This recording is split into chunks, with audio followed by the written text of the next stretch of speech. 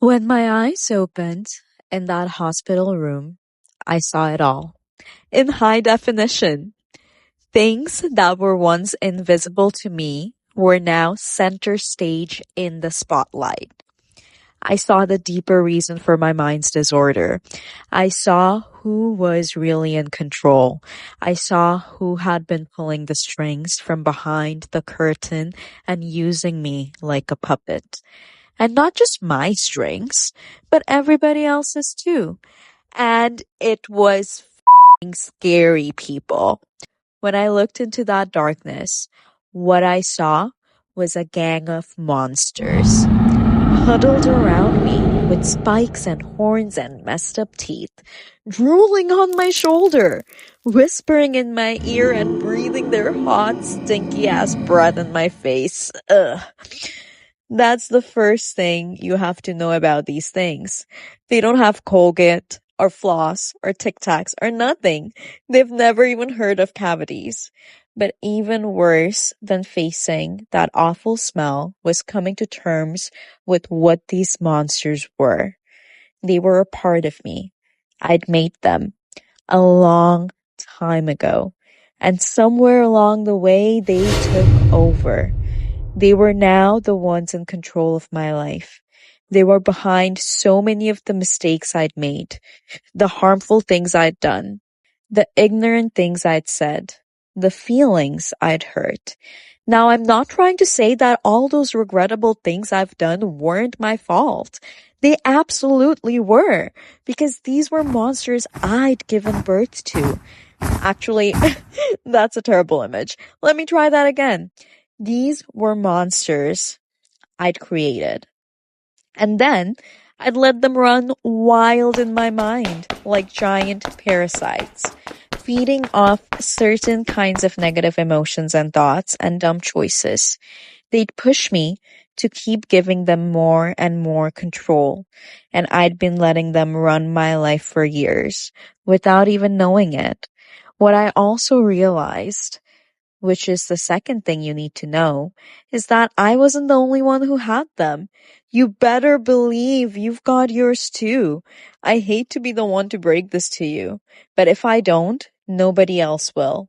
I'm standing here with a burden of responsibility on my shoulders, and I can promise you that you've got monsters in your life. There just might be some you feed more than others, some that control you more than others, and some that are sneaky, hiding in the background, whispering dumb bullshit in your ear that you listen to. If you're going to follow me into the dark recesses of your mind, there are many things you need to know.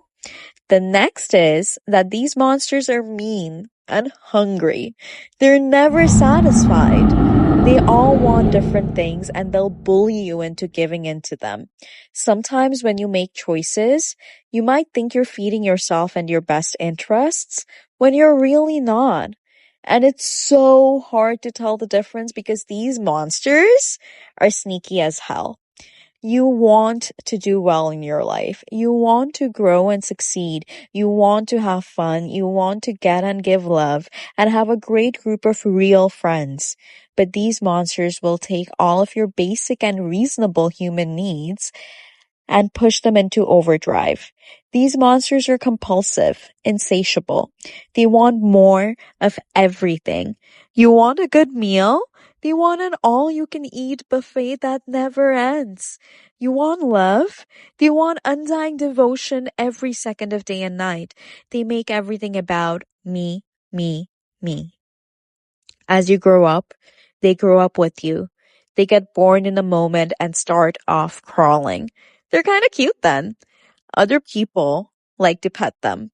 People might think of them affectionately as the little quirks of your personality. Then they learn to walk. Then they start running.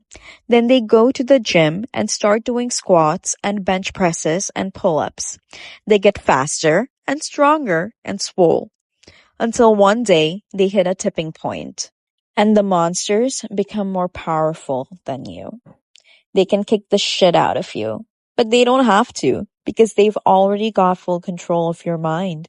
And it's happened so slowly, so naturally, that you don't even see it. As these monsters take over, you start to lose yourself and who you are. Your common sense, your ability to process true reality versus self-delusion lessens. These things lessen because they're not in the monster's priorities.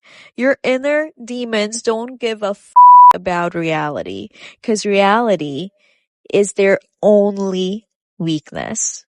They control you through fantasy. They make you see what they want you to see and think about what they want you to think about. So you'll keep feeding them instead of your family, your health, and the things that really make you happy. Once they've got you, they never want to let go. Because if they can't control you, they can't exist. And how they keep control is by keeping you asleep, by keeping you blind to what they're doing. They're playing flutes and rubbing menthol lotion on your chest at night, making sure you feel cozy and carefree and having your mind in disorder because they can't eat when you're living right. Read that again. These monsters cannot eat when you are living right. Why? Because they have no food. Their food is your attention. Their food is your trust. Their food is your unthinking obedience. And what comes out the other end of these monsters when you feed them? Each time you throw them a scrap and give in to their demands, they shit on your life a little. And eventually, though you may think you're still a person, you're not. You slowly turn into a pile of shit. Once you see how these beasts work, and in just a moment, I'm going to introduce the most important of these monsters so you can recognize them, you've got a choice. Either stay asleep and let these creatures run the show, or wake up, learn how to beat them, and take your power back. This task is a difficult one because most of all, these monsters are sneaky. They're masters of camouflage. So step one is you have to know your enemy. Learn how they operate. Find out what they eat, what they're using you to get, and how they're doing it. Once you're able to recognize them, then you can start outsmarting them and put them back in their place, because they do have a place. We'll get to that. Lucky for you, it just so happens that I've been studying these monsters, training up for just this task, carrying around a clipboard and flashlight, shining the beam on them and taking notes. That's right. I'm about to expose these monsters for the first time in recorded history, and it ain't gonna be pretty.